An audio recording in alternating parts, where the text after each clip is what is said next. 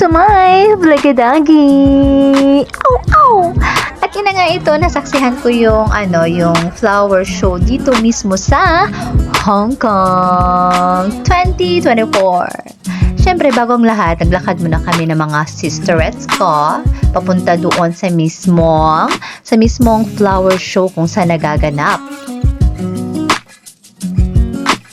At yun din, nakarating na din kami. Sobrang daming tao dito sa Causeway Bay ngayon. Kasi nga, flower show dito sa Hong Kong, dito mismo sa nagaganap sa Causeway Bay.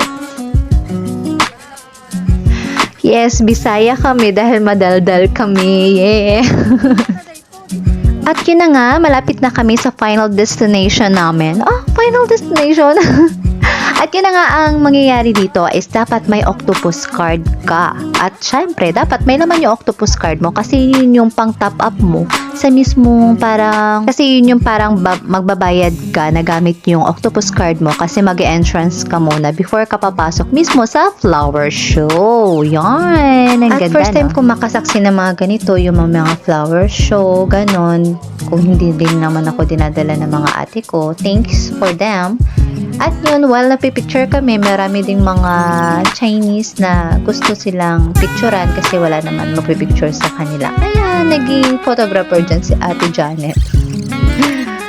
In that time, nag-ikot-ikot kami and as you can see, marami ka talagang makikita na mga iba't ibang disenyo nila na ginawa sa bulaklak. Meron silang ginawa na mukha ng tao, meron din yung cupcake, mga candy, marami kang makikita. Hindi na namin na-videohan yung iba kasi nga sobrang daming tao that time.